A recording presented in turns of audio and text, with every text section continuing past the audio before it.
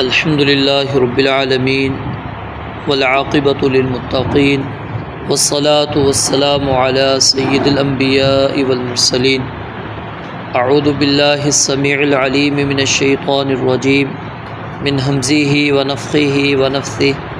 بسم اللہ الرحمن الرحیم الذین یبخلون، وہ لوگ جو بخل کرتے ہیں،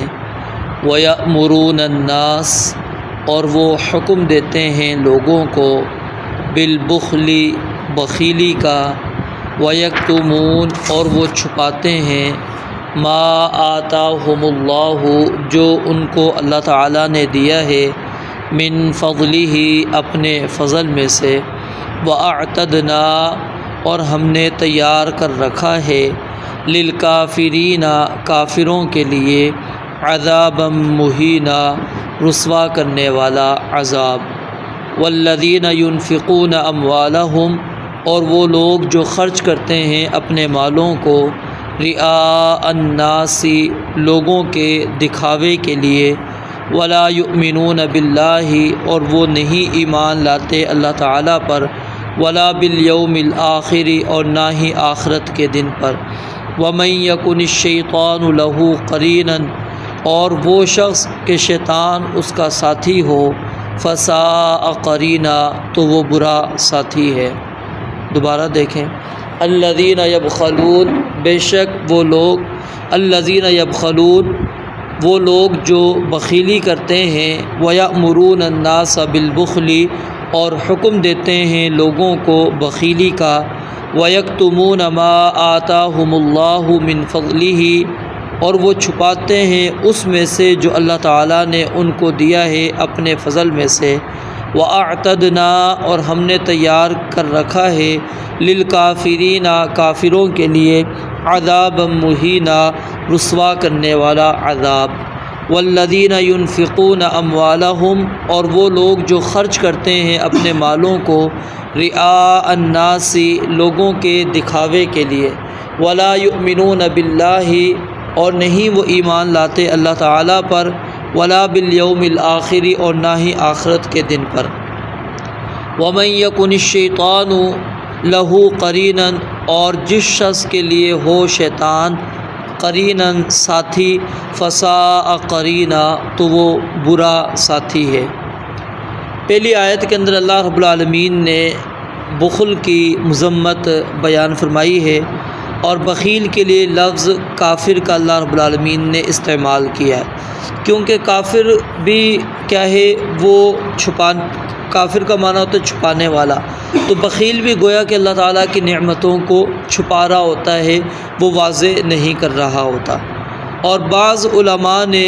اور اکثر نے اس کا جو معنی لیا اس آیت کے اندر، جس کا بخیلی کا اللہ رب العالمین نے ذکر کیا ہے کہ الذین یبخلون ویأمرون الناس بالبخل، کہ جو لوگ بخیلی کرتے ہیں اور لوگوں کو بھی بخیلی کا حکم دیتے ہیں، کہتے ہیں اس سے مراد یہودی ہیں، کہ یہودی رسول اللہ صلی اللہ علیہ وسلم کی جو صفات ہیں تورات کے اندر موجود تھی، ان کو وہ چھپایا کرتے تھے، لوگوں کو بیان نہیں کرتے تھے۔ تو دونوں قسم کے اس کے اندر بخیلی شامل ہے، مال کی بخیلی ہو یا پھر علم کے چھپانے والی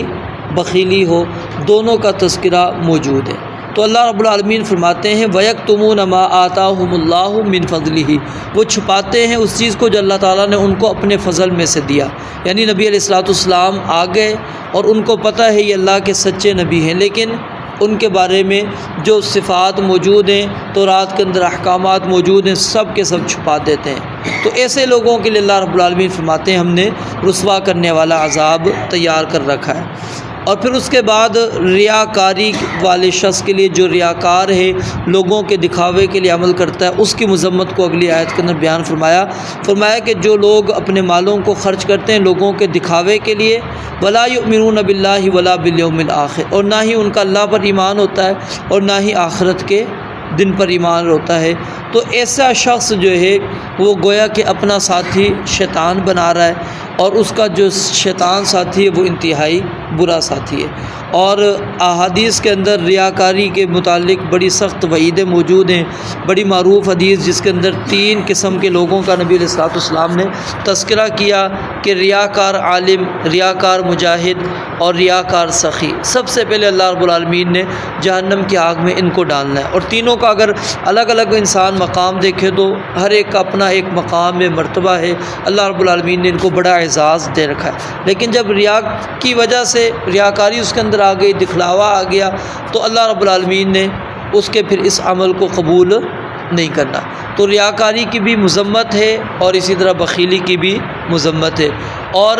جس طرح یعنی کہ مال کو چھپانا، یعنی مال اللہ کی نعمت کو نہ آگے لوگوں تک پہنچانا، ٹھیک ہے، یہ بھی قابل مذمت ہے۔ اسی طرح اگر کوئی بندہ وہ اس نعمت کو آگے پہنچا رہا ہے لیکن ساتھ میں کیا ہے، مقصود دکھلاوا ہے، لوگوں کی نمود و نمائش ہے، خوشنودی ہے، تو ایسا عمل بھی اللہ رب العالمین کے ہاں مقبول نہیں ہے۔ تو اس لیے دونوں چیزوں سے انسان کو اپنے آپ کو بچانا چاہیے۔ رب العالمین سے دعا ہے اللہ تعالیٰ سمجھنے عمل کرنے کی توفیق عطا فرمائے۔ وآخر دعوانا الحمدللہ رب العالمین۔